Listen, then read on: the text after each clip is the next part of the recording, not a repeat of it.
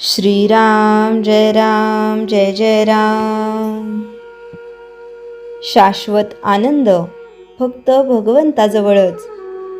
जगात प्रत्येक मनुष्य स्वतःला आनंद मिळावा म्हणून धडपडतो आहे, किंबहुना आनंद नको असे म्हणणारा मनुष्य मिळणारच नाही। म्हणजे मनुष्याला आनंद हवाच असतो, मग इतक्या धडपडीतून त्याला आनंद समाधान का बरे न मिळावे? याला कारण असे की हा शाश्वत आनंद एका भगवंता वाचून दुसऱ्या कुठेही मिळणे शक्य नसल्या कारणाने त्याने प्रयत्न व्यर्थ आहेत। त्या आनंदासाठी मला भगवंत पाहिजे असे मनापासून वाटले पाहिजे, आणि त्यासाठीच आपण सर्वांनी नाम घेणे आवश्यक आहे। आपले मन भगवंताच्या चरणावर चिटकवून ठेवावे आणि देह प्रारब्धाच्या प्रवाहामध्ये सोडून द्यावा। कधी तो सुखात राहील तर कधी दुःखात राहील, कधी तो बरेच दिवस सरळ जाईल तर कधी तो मध्येच गचका खाऊन बुडायच्या बेताला येईल, पण त्याच्या कोणत्याही अवस्थेमध्ये आपला आनंद कायम राहील। तुम्ही सर्व माणसे फार चांगली आहात, भगवंताचे नाम घेता हे मला माहीत आहे, परंतु नामाचे प्रेम तुम्हाला येत नाही हे पाहून मला फार वाईट वाटते। तुमच्यापैकी प्रत्येकाने मनापासून विचार करून ठरवा की मला नामाचे प्रेम येण्याच्या आड काय येत असेल बरे? तुमची परिस्थिती आड येते का? इथे मंदिरात राहणाऱ्या माणसांनी तरी नामाचे प्रेम यायला परिस्थिती आडवी येते असे म्हणणे बरोबर नाही। तुम्ही इथे आनंदाने राहा, मंदिरात जेवा आणि राम राम म्हणा असे मी सांगतो, पण या लोकांनी सुद्धा नामाचे प्रेम यायला परिस्थिती आड येते असे म्हटले तर बाहेरून येणाऱ्या लोकांना मी काय सांगू? खरोखर मनुष्य आनंदासाठी न जगता वस्तूसाठी जगतो असेच म्हणावे लागते।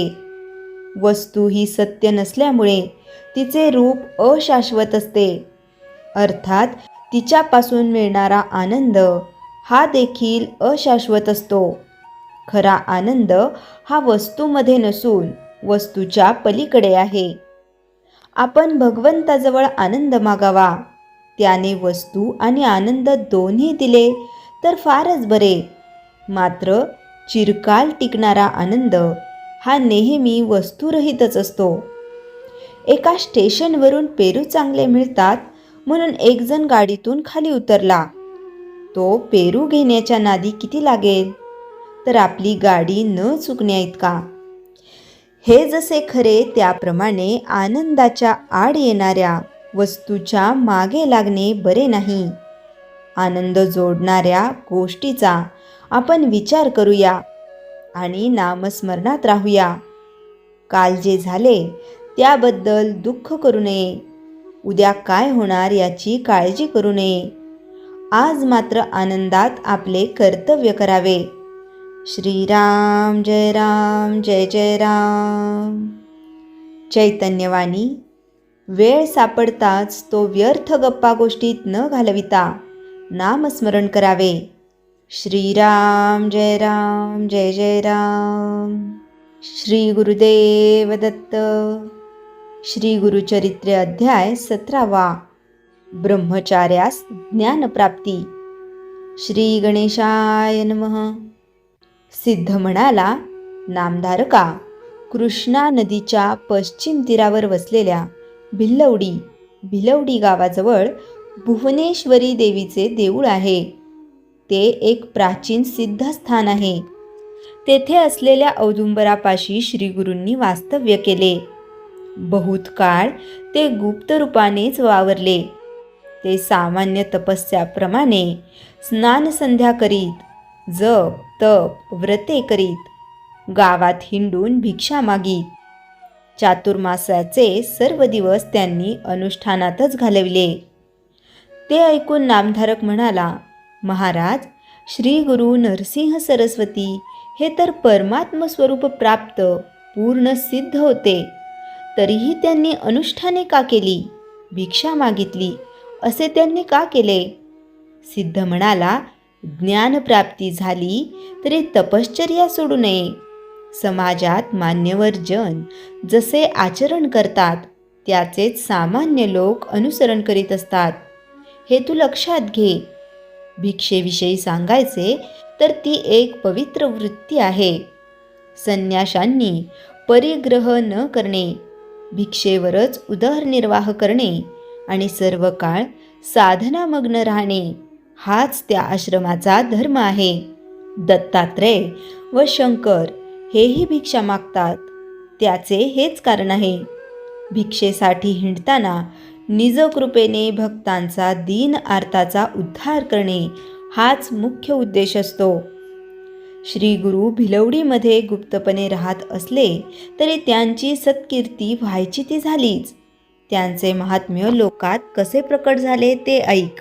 कोल्हापुरात एक वेदशाखा संपन्न ऋग्वेदी ब्राह्मण राहत होता. त्याला विद्वजनांमध्ये फार मान होता. त्याचा मुलगा बुद्धिहीन व मूर्ख होता. त्याचे माता पिता तो लहान असतानाच वारले. त्याच्या आप्तांनी त्याचे पालनपोषण केले. कुळाचाराला अनुसरून 7व्या वर्षी त्याची मुंज केली. शिकण्यासाठी त्याला अध्यापकांकडे पाठविले, पण विद्याभ्यास काही येईना. शिकवलेले काहीही लक्षात राहत नसे. ब्राह्मणाला विद्या यायलाच हवी, त्याशिवाय उदरनिर्वाह कसा होणार? लोक त्याला अडाणी म्हणून हिणवू लागले. तो म्हणायचा, मी पूर्वजन्मी विद्यादान केले नसेल म्हणून ह्या जन्मात मन करू. आता आपणच काही उपाय करा. त्यावर लोक हसून म्हणायचे, तुला पुढल्या जन्मीच विद्या येईल. अशा प्रकारे सातत्याने अवहेलना होऊ लागल्याने तो ब्राह्मण कुमार अतिशय दुःखी झाला. मनात एकसारखे आत्महत्येचे विचार येत होते. रात्रीच्या सुमारास तो भिलवडीस आला. तेथे भुवनेश्वरीचे दर्शन घेतले. त्याने अन्नोदक टाकले आणि तिच्यासमोर धरणे धरून बसला. तो जगदंबेला आक्रोश करून सातत्याने विनंती करीत होता, आई, सर्वांनी माझी हेटाळणी केली, पण तू तरी उपेक्षा करू नकोस. मला मार्ग दाखव, माझ्यावर कृपा कर. 3 दिवस लोटले. शेवटी अगदीच निरुपाय झाला तेव्हा तो देवीला म्हणाला, माते, तू मला स्वप्नात येऊन मार्गदर्शन करशील असे वाटत होते, पण तूही पाठ फिरवलीस. आता मी काय करू? कोठे जाऊ? थांब, मी तुला माझी जीवच अर्पण करतो. तरीही कृपा केली नाहीस तर हे शिरच तुझ्या चरणी वाहीन. त्याने खरोखरच आपली जीभ कापली आणि देवी मूर्तीच्या चरणी वाहिली. तो त्याचा निर्धार पाहून देवीला करुणा आली. त्या रात्री त्याच्या स्वप्नात जाऊन ती म्हणाली, बाळा ब्रह्मचार्या, तू माझ्यावर रागवू नकोस. कृष्णेच्या पश्चिम तीरावर औदुंबराखाली एक महातपस्वी अवतारी पुरुष वास्तव्यास आहे. तू त्यांना शरण जा, तेच तुझी इच्छा पुरवतील. त्या दृष्टांताने ब्राह्मण कुमाराला जाग आली. देवीला वंदन करून तो कृष्ण नदीच्या दिशेने धावला. प्रवाहात झेप घेऊन पलीकडे गेला. तेथे औदुंबराखाली श्री गुरु नरसिंह सरस्वती स्वामी महाराज बसले होते. त्यांना पाहताच त्याला अत्यानंद झाला. त्याने त्यांचे पाय धरले. जीभ नसल्यामुळे त्याला बोलता येत नसले तरी अंतर्ज्ञानी श्री गुरूंनी त्याचा मनोभाव जाणला होता. त्यांनी आपला वरदहस्त त्याच्या मस्तकी ठेवला. तर काय आश्चर्य, त्याला पुन्हा जीभ आली. त्याला वेद, शाखे, पुराणे, तर्कशास्त्र, भाषा, व्याकरण असे सर्व ज्ञान प्राप्त झाले. परिसस्पर्शांनी लोखंडाचे सुवर्ण व्हावे तसे श्री गुरूंच्या पुनीत स्पर्शाने त्या ब्रह्मचार्यास पांडित्य प्राप्त झाले. सिद्ध म्हणाला, नामधारका, असा आहे गुरुचा महिमा. ते ज्या ठिकाणी राहतात त्या स्थानालाही महत्त्व प्राप्त होते. श्री स्वामी समर्थ मठ, कुरवपूर. श्री स्वामी समर्थ. श्रीराम जय राम जय जय राम. जयाच्या जनी जन्मनामार्थ झाला, जयाने सदा वासनामात केला. जयाच्या मुखी सर्वदा नाम कीर्ती, नमस्कार तया ब्रह्मचैतन्य मूर्ती. श्रीराम जय राम जय जय राम. जानकी जीवन स्मरण जय जय राम.